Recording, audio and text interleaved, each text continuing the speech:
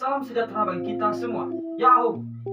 Yang saya hormati Bapak Ibu Dewan Juri, yang saya hormati para panitia, dan yang saya cintai dan banggakan seluruh kawan-kawan dan seluruh masyarakat Indonesia. Puji dan syukur kita panjatkan kehadirat Tuhan Yang Maha Esa atas anugerahnya sehingga kita dapat berkumpul di tempat ini. Baiknya manusia adalah mereka yang menjaga lisannya, karena keselamatan manusia ada pada yang menjaga lisannya. Oleh karena itu, saya di sini akan menyampaikan pidato saya tentang pentingnya etika dalam berbahasa. Kehidupan manusia tidak terlepas dari yang namanya komunikasi. Komunikasi dapat membuat hubungan antar sesama menjadi lebih baik atau buruk.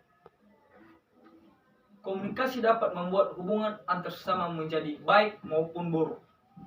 Komunikasi yang baik akan membuat hubungan antar sesama menjadi lebih baik. Sedangkan komunikasi yang buruk akan membuat hubungan antar sesama menjadi renggang atau lebih buruk.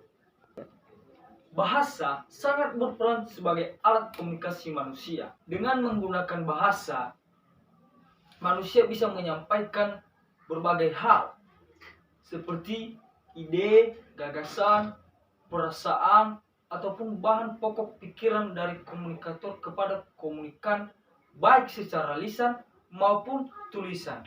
Bahasa sendiri memiliki aturan-aturan yang disesuaikan dengan situasi dan komunikan yang menggunakannya. Menurut Char dan Agustina,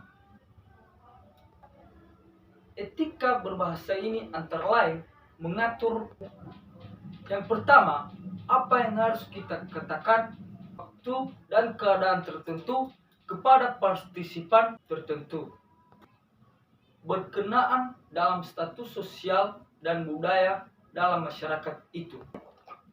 Yang kedua, ragam bahasa apa saja yang wajar kita gunakan dalam kondisi sosiolinguistik dan budaya tertentu. Yang ketiga, kapan dan bagaimana kita menggunakan giliran berbicara kita dan menyela pembicaraan orang lain.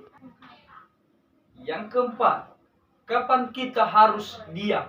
Dan yang kelima, bagaimana kualitas suara kita dan sikap fisik kita dalam berbicara itu.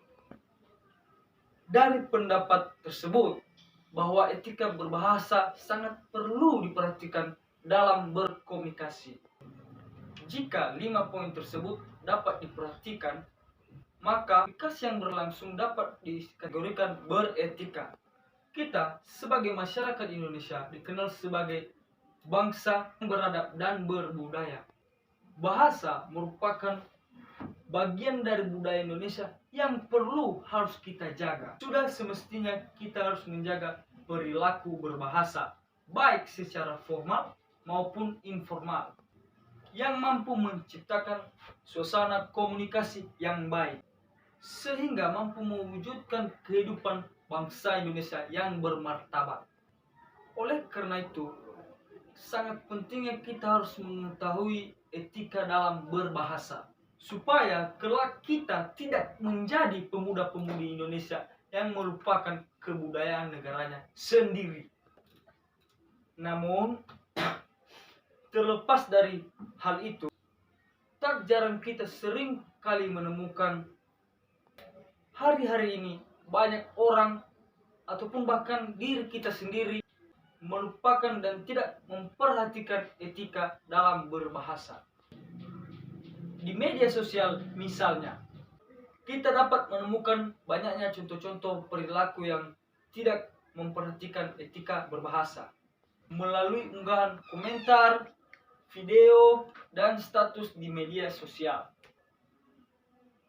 Media sosial menjadi tempat yang dipenuhi oleh kata-kata ataupun kalimat yang mengandung cacian, hinaan, kebencian, umpatan, bahkan sesuatu yang tidak pantas atau sangat tidak beretika untuk diucapkan ataupun dituliskan.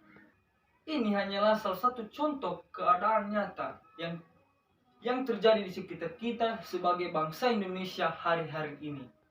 Jika sudah seperti ini, akan jadi apakah negara kita jika terus-menerus bahkan semakin bertambah meningkatnya ketidaksadaran dalam beretika berbahasa?